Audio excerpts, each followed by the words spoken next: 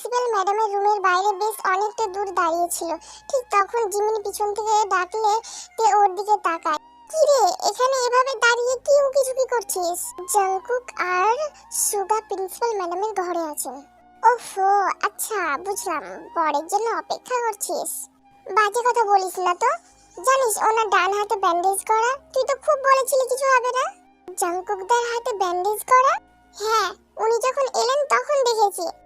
ও আচ্ছা, ব্রাইট কোথায় আছে তুই দেখেছিস? ওকে আমি দেখতে যাব?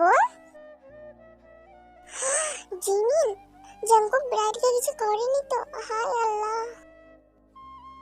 আমার দিকে তাকিয়ে লাভ নেই, সামনে তাকাও। তোমার প্রতিদেব আসছে, তাকে জিজ্ঞেস করে নাও হাতে ব্যান্ডেজ করার কারণ। আমি চলি। জিমিন কথাটা বলে চলে গেলে ঘুরতেই দেখে জাংকুক সুগা আসছে। তে কি করবে ভেবে না পেয়ে চুপচাপ দাঁড়িয়ে থাকে। জাংকুক সুগা এদিকে না এসে অন্যদিকে চলে যেতে তে ওদের দিকে এগোতে দেখে সুগার সাথে চোখাচোখি হয়। সুগা চোখের ইশারায় ওরা যেদিকে যাচ্ছে সেদিকে যেতে বলে। ম্যাডাম যাই বলুক, কাজটা কিন্তু আমাদের করতেই হবে সুগা। জাংকুক নিজের মতো কথা বলে যাচ্ছিল, সুগা যে কখন সরে গেছে টেরই পায়নি। সুগা সরে গিয়ে সুগার জায়গায় তে চুপচাপ দাঁড়িয়ে থাকতে ইশারা করে চলে গেছে সুগা। তুমি এখানে? সুগা কোথায়? তুমি কখন এলে? হ্যাঁ, কেন লিজাকে আশা করেছিলেন? জাংকুক তের কথা শুনে চলে যেতে নিলে তে মুখ টিপে হাসি থামিয়ে আবারও জিজ্ঞেস করে, কোথায় যাচ্ছেন? লিজার কাছে? তোমার প্রবলেমটা কি? সারাক্ষণ লিজা লিজা করো। ও কি তোমাকে আমার চামচামি করতে পাঠিয়েছে? আমি লিজার চামচামি করছি? তা নয় তো কি, সারাক্ষণ লিজার নাম জপতে থাকো। লিজা যে আশ্রম করেছে জানতাম না তো। তুমি সেই আশ্রমে যাচ্ছ নাকি জব শিখতে? সরি সরি, আসলে আমি এখান দিয়ে যাচ্ছিলাম। সরি তে, সরি জাংকুকদা। কেটে পড় জিমিন, না হলে কপালে কষ্ট আছে। জাংকুকের দিকে তাকাতে দেখে তে জাংকুক হাসছে, কিন্তু তে তাকাতে আবারও চুপ করে যায়। হাতে কি হয়েছে? ব্যান্ডেজ কেন? কি হলো বলবেন তো? তেমন কিছু না। তাহলে কেমন কিছু? শুধু শুধু কি হাত কেটে যায় মানুষের? দেখি হাতটা। না মানে কতটা কেটেছে দেখতাম আর কি। ব্যান্ডেজের উপর দিয়ে দেখবে? না আসলে। আচ্ছা, এত চিন্তা আমার জন্য? না মানে মানে কি? আপনি আসল কথা না বলে কথা কেন ঘোরাচ্ছেন? তাই নাকি আমি কথা ঘোরাচ্ছি? তো তা নয় তো কি। বেশ, সুগার সাথে একটু মারামারি করতে গিয়ে কেটে গেছে। কি সত্যি? হ্যাঁ, আমার মাথা গরম ছিল ওর কাজ কর্মে, তাই আমি ওকে মেরে দিয়েছি। আর এইসব আমাদের মধ্যে হতেই থাকে। আচ্ছা, এই ব্যাপার। ঠিক আছে, আমি সুগার থেকে জিজ্ঞেস করে নিচ্ছি।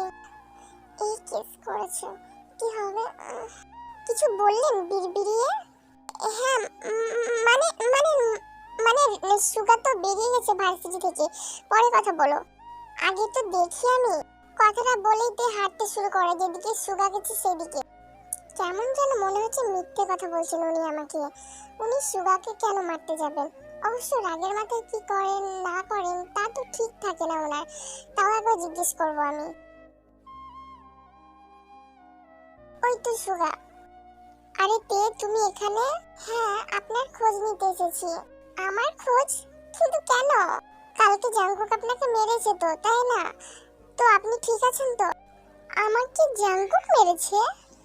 হ্যাঁ হ্যাঁ হ্যাঁ, মেরেছে তো মেরেছে। সুগাকে পিছনের দিকে তাকিয়ে আমতা করতে দেখে তে পিছন ফিরে দেখে জাংকুক দাঁড়িয়ে আছে। এ কি, আপনি এখানে কেন? কখন এলেন আপনি?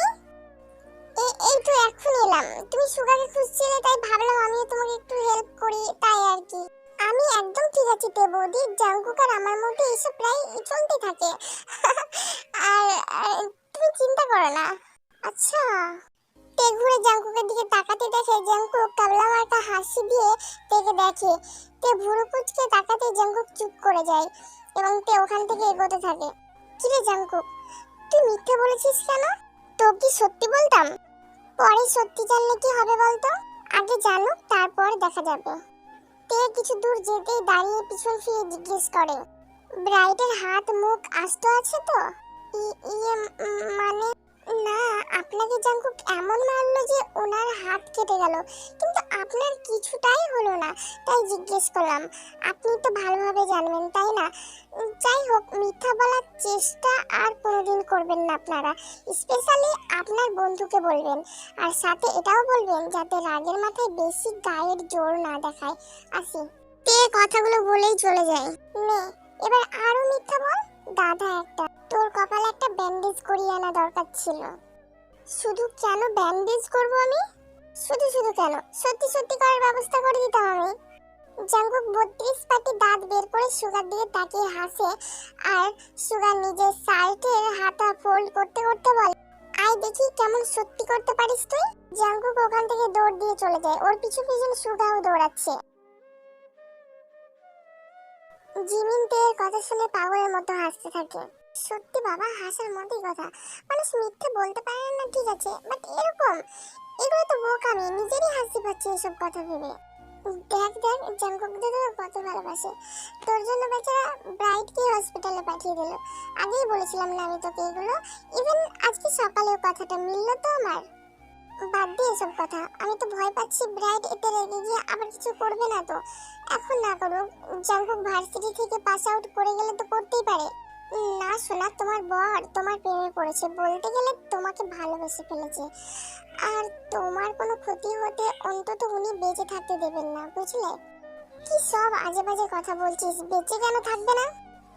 বাহ বাহ, এখন যদি বলি তুমিও তোমার বরকে ভালোবাসো, এমনি লম্বা লম্বা ডায়লগ দিতে শুরু করবে। এদিকে এত এত ভালোবাসা, এত এত কেয়ার, কি যে করবো তোদের নিয়ে আমি। জিমিনের কথাগুলো শুনে আমার অনেক ভালো লাগছে। উনি সত্যি আমার জন্য ব্রাইটকে মারলেন, তাছাড়া আর কি বা হবে? ওনার তো ব্রাইটের সাথে, ইনফ্যাক্ট কারোর সাথে কোনো শত্রুতা নেই। ব্রাইট আমাকে প্রপোজ করেছে, আমাকে ছুঁয়েছে বলেই উনি ওকে মেরেছে। ভাবতেও অবাক লাগছে। আজ যদি জিতান আমাকে না বলতো যে ব্রাইটের অবস্থা খারাপ, সে হসপিটালে ভর্তি, তাহলে জানতেই পারতাম না বিষয়টা। উনি সত্যি আমার জন্য ভাবেন, এটা তো কিছুদিন আগে থেকে বুঝতে পারছি আমি। তাহলে কি উনি সত্যি সবটা নতুন করে শুরু করতে চান? জীবনের কথা মতো কি উনি আমাকে ভালো? জিমিনের চিৎকার শুনে তে সামনে তাকাতে দেখে জাঙ্কুক জিমিনকে সামনে রেখে ওকে বাঁচাতে বলছে সুগার হাত থেকে, কারণ সুগা ওকে মারবে বলে ধরতে চাইছেন। তে বুঝতে পারলো ধরা পড়েছে, তাই এই অবস্থা। তে দাঁড়িয়ে দাঁড়িয়ে হাসছে, আর বেচারি জিমিন একবার এদিক আর একবার ওদিক করছে। না না, এবার থামাতে হবে, না হলে এই সারাদিন চলবে। আর এরা যা করছে, জীবন তো পড়ে যেতে পারে।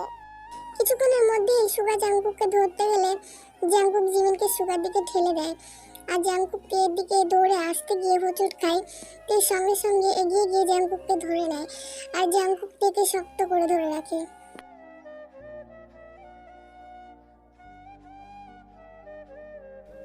ঠিক আছেন আপনি? তুমি ঠিক আছো? হ্যাঁ, আমি ঠিক। তুমি ঠিক থাকলে আমিও ঠিক আছি।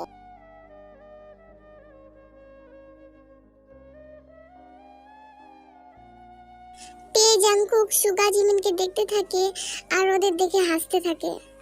জিমিন, তুই ঠিক আছিস? জিমিন আর সুগা একে অপরকে মুহূর্তের মধ্যে ছেড়ে দেয় আর ছিটকে দূরে সরে যায়। তে একটু অবাক হয় এতে। জাঙ্কুক জিমিনকে কিছু বলতে নিলেই জিমিন দৌড়ে অন্যদিকে চলে যায়, আর সুগা অন্যদিকে চলে যায়। তে কনফিউজ হয়ে জাঙ্কুকের দিকে তাকায়। জাঙ্কুক তেকে জিমিনের পিছনে যাওয়ার ইশারা করে, আর জাঙ্কুক সুগার পিছনে চলে যায়।